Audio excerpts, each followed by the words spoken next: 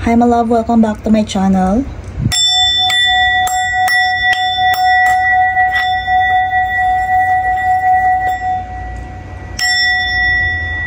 In today's video, we will going to read some random messages for love situation and message from spirits.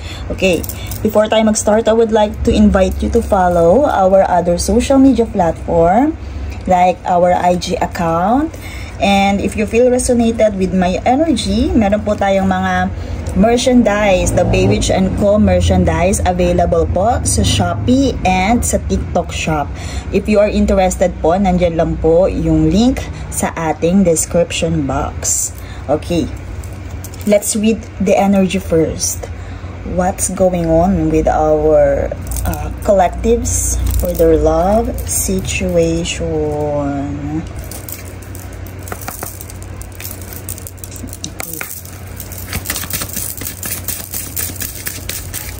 Love situation, message from spirits, awareness.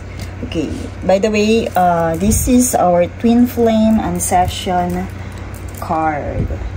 Okay, so the theme of this card is to take me home. Take me home. So for your card, my collectives, is the 3-3. We have angel number here, the 3-3. Ayan, awareness, my loves. So, awareness signifies crystal clear vision. Ano yung kailangan mong malaman? Ano yung kailangan mong makita in this situation? Awareness. Okay, let's see. What's the meaning of this awareness card for you? Okay, selection. Meron tayo dito flirting. Since na this is love reading, meron tayo ditong kisses. Okay, the first one is seduction card. So, tinain na natin dito yung ating awareness card. The seduction card and kisses card. Another one. Let's pull another one. This clear vision card. Love call. Okay, awareness. This is, I feel the love situation here is more on hooking up or temptation. This is for my collectives who's dealing with flirting situation or dating situation. Okay, and eto, malinaw na malinaw, may paparating. Someone is thinking of you and they letting you know that. Okay, because of this love call. So, receiving affection. I feel na this okay, I feel this love situation is hindi mo inaakala na, hindi mo siya ina-assume na twin flame or sabihin nating love partner because of this this flirting or dating. Hindi mo nakikita sa kanya yung pagiging soul partner, or maybe your person hindi kanya siniseryoso or hindi niya nakikita sa'yo, hindi pa siya seryoso sa love situation, but there's a twist here. Kasi itong affection na to, ayan, attraction and affection, nanggaling dito sa seduction. So maybe at first, ito talaga, ito yung, kumbaga, ito lang yung energy. Yes lang, pwedeng ganun na, temptation, dating, flirting pa lang yung energy, but biglang, kumbaga, ayan look kung saan siya nakatingin doon sa card na to, and they expressing unconditionally loving and giving affection. They falling in love. Okay, para itong yung mga love situation mo. I feel na my collectives are dealing with the situation na nagsimula sa flirting ang kanilang love life, and right now they are falling in love. Maybe some of you your person ay hindi masyadong ganun ka-committed, hindi seryoso sa'yo, but this one, they falling in love and they are ready to give and receive love and affection from this situation, from this energy. Dito nang galing dito nang galing yung unconditional love na nararamdaman nila ngayon. And right now, I also feel na hindi ganon, parehas kayo. Parehas ninyong sabihin natin na it is mutual, yung flirting, yung attraction. Yes, mutual siya at hindi siya sabihin natin parang pang soul level. But I also feel na nararamdaman nila na kumbaga parang gusto na nila. They want to receive more than flirting, more than dating. And my loves, yes, they're falling in love and they want to express that to you. Siguro medyo kumbaga dahil hindi nyo masyado siniseryoso or ang tingin nyo nga flirting lang kayo, I also feel na my collectives are kumbaga ito yung kumbaga nakikita niya sa partner niya. They are just flirting. Na pina-flirt ka lang nito ng someone na to, but yes, there are someone expresses love. They want to express love. They want napaka-synchronistic ng card natin. Look at the hearts. Ayan, tinay natin. Ayan. And look at the phone. Kanino nang galing ang love? Diba? Doon sa ayan, kung makikita natin yung heart, doon nang galing dito sa kanya. Sa kumbaga yung nagiging yung ready na maka-receive and magbigay ng love. And this one is galing dito sa energy na to, the energy of seduction and hooking up.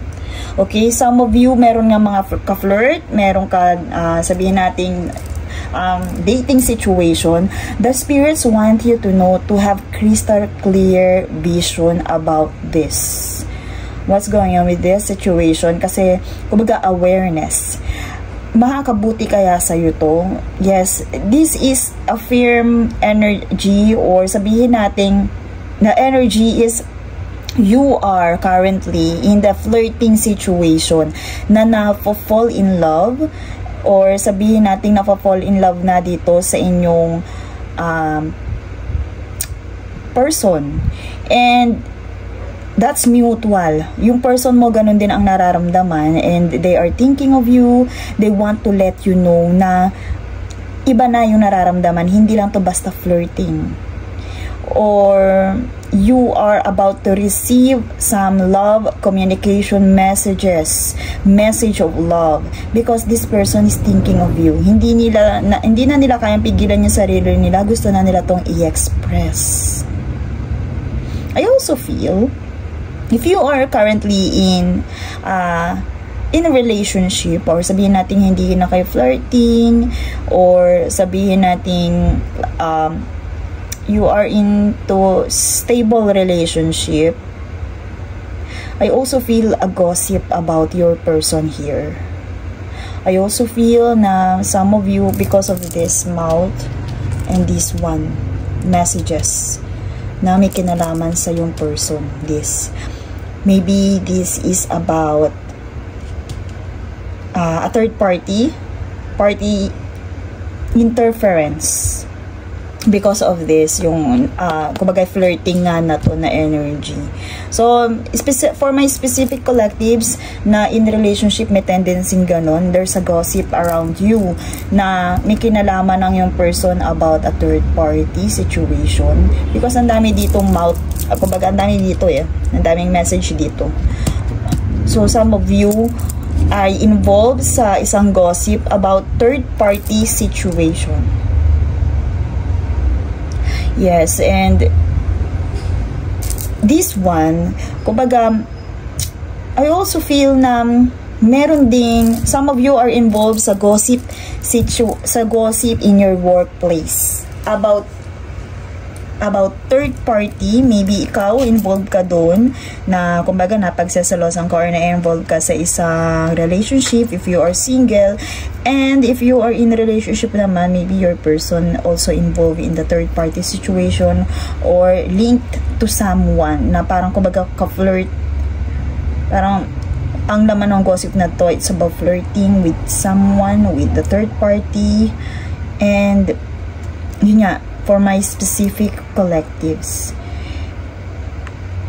I also feel na there's a gossip. Biglang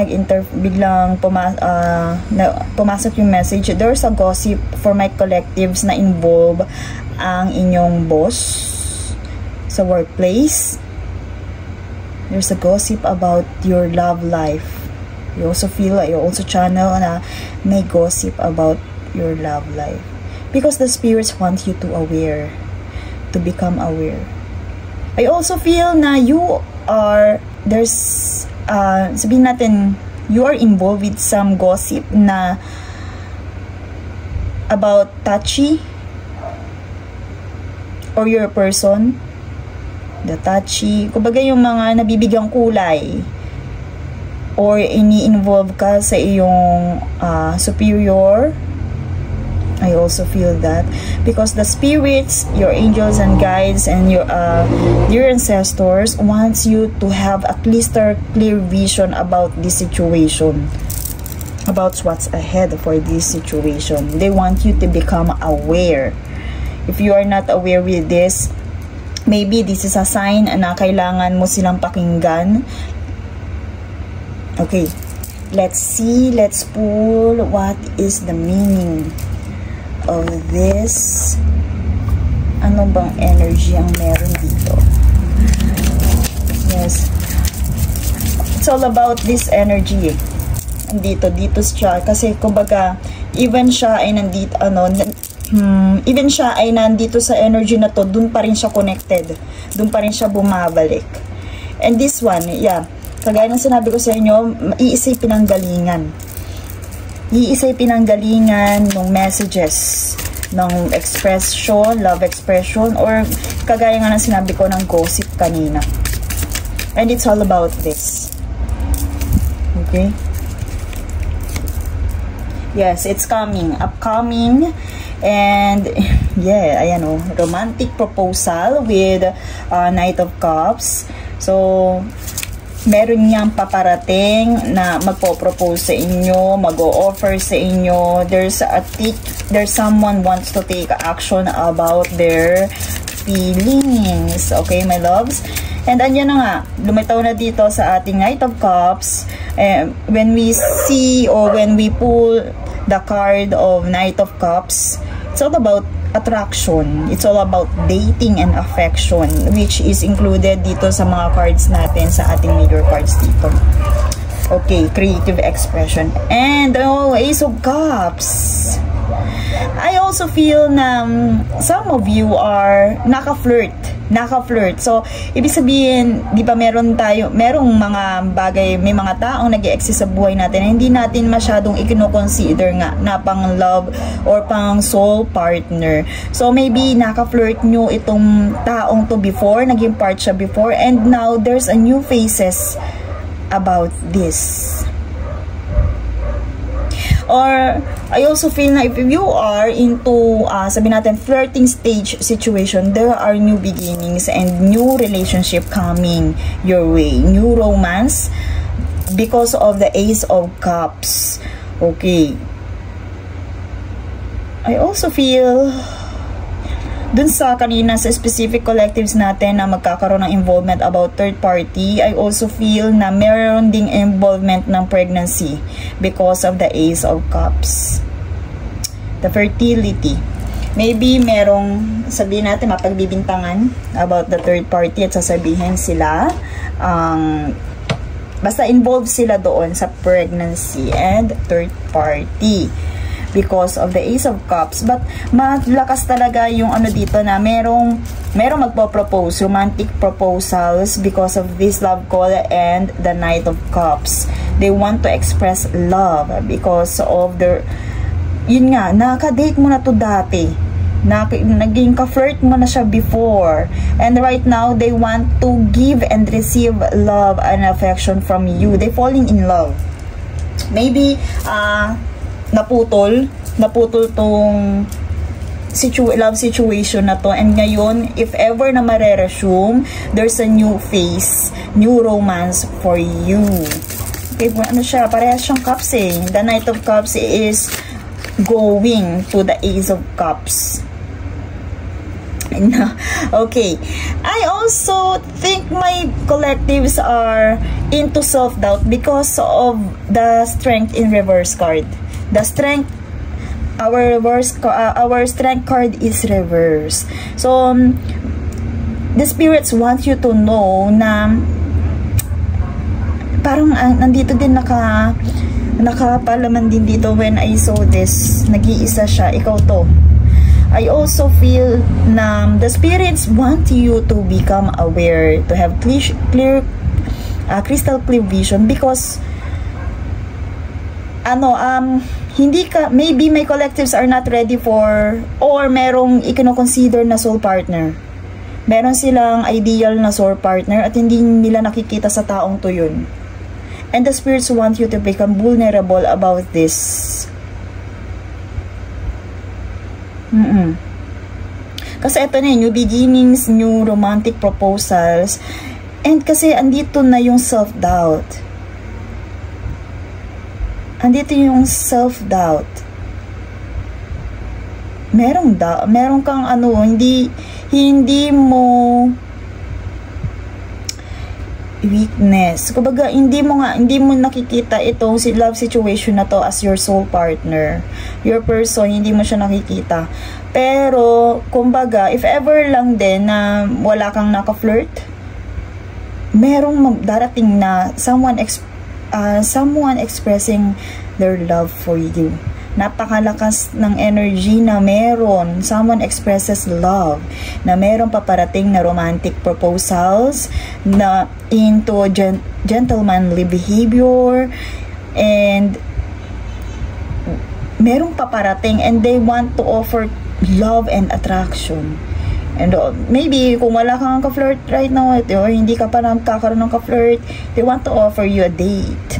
And that can result to new beginnings. All you have to do is to become vulnerable. To become vulnerable.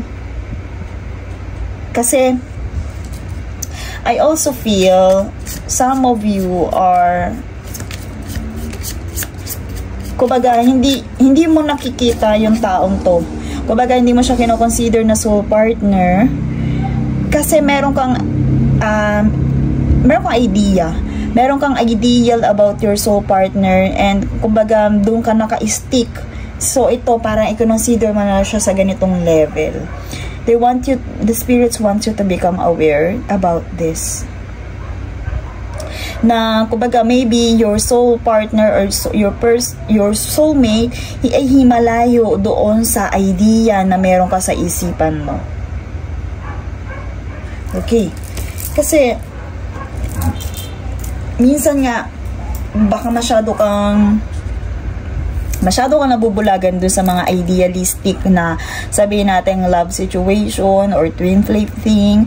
Pero yun nga, dito kasi may new beginnings and new relationship upcoming. And for those of you na may mga link sa about third party, yes, it causes you lots of weakness.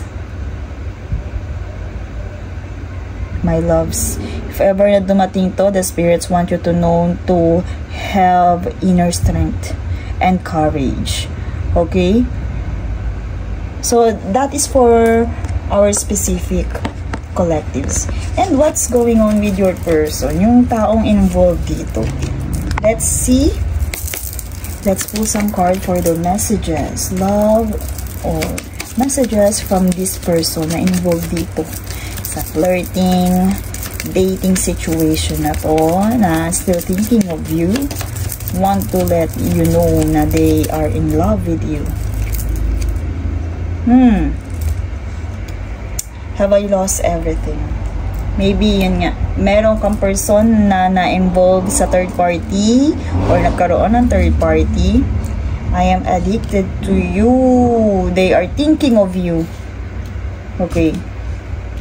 They are thinking of you right now.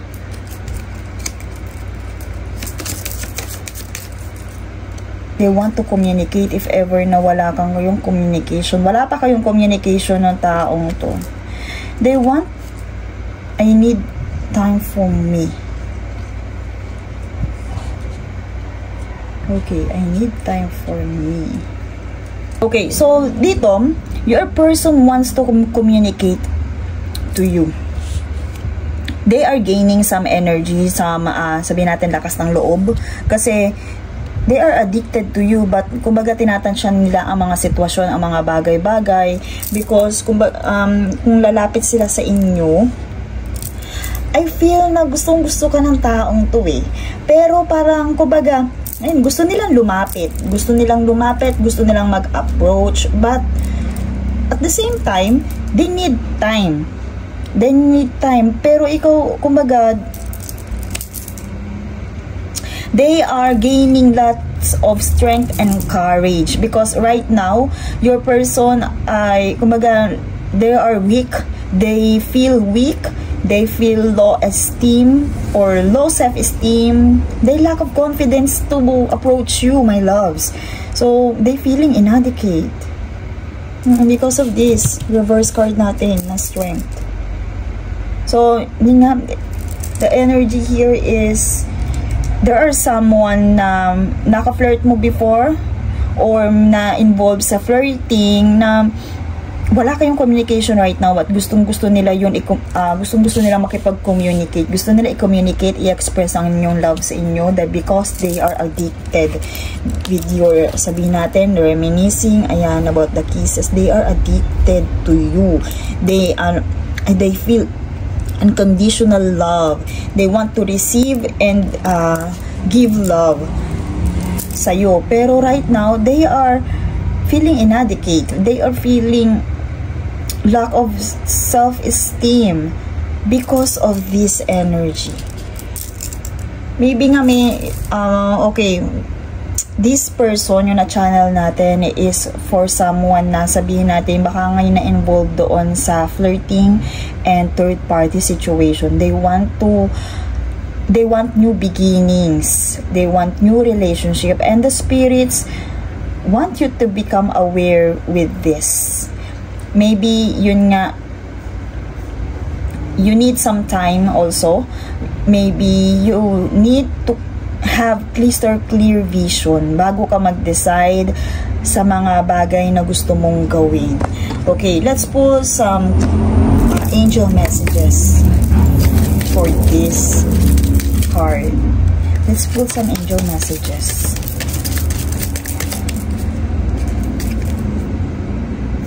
Okay, ayan na nga.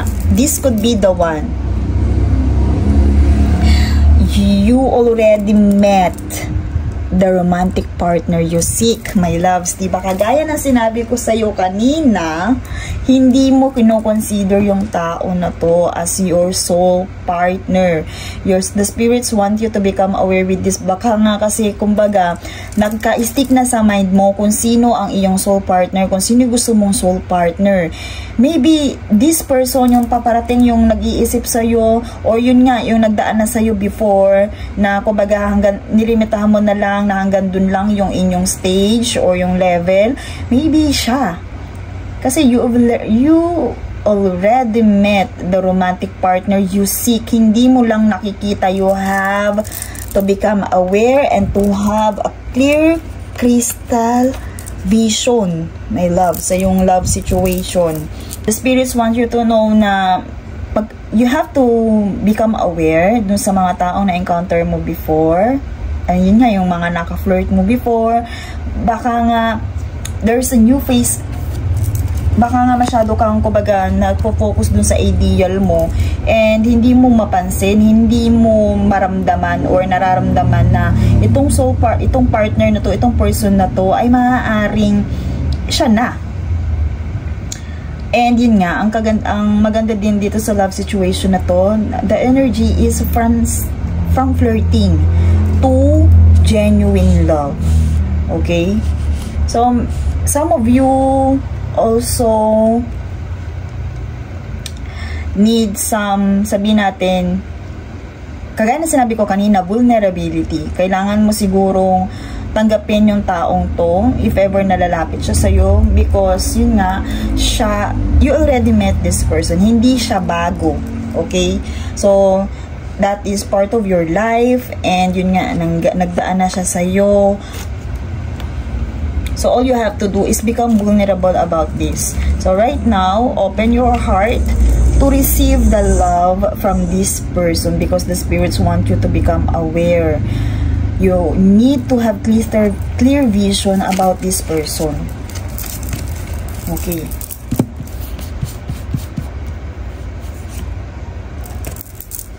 Beware of what you are projecting for qualities you admire in one another, or qualities you both possess. Equally so, the qualities you don't like are also your own reflection. Okay. Yes, kagaya nga ng sinabi ko kanina, ito, hanggang doon lang yung level. Yun yung, kumbaga, hindi ka masyadong naa-attract sa taong to, or marami kang nakitang red flag, hindi mo siya na-appreciate. Okay? Meron kang, kumbaga, alam mo sa sarili mo kung ano yung gusto mo sa isang tao, but you have to have clear vision about this, kasi maybe the qualities you don't like are also your own reflection. Maybe ikaw din may ganun. Kaya nakikita mo to sa taong to. Kaya nata-turn off ka sa kanya, ayaw mo doon. So, have a clear crystal vision, my loves. You need to reflect for something. Baka nga yung mga ayaw mo is yung mga wounds na nakikita mo sa kanya is still nag-exist pa rin sa'yo, my loves. The spirits want you to become aware. Ayan, beware of what you are projecting. So, yun nga, nanggaling kayo dito sa medyo low frequency of love. And now, right now, this person wants to, sabihin natin, amplify the genuine love. So, the spirits want you to become vulnerable about this, become aware, and yun nga, kung ano man yung mga nakita mo doon sa taong yun, maybe that's also your own reflection. Baka may mga wounds ka pa right now na kailangan mo i-heal na nakita mo doon sa taong yun. Okay, my loves? And that's all for this reading. I am sending you lots of love and light. See you in my next one.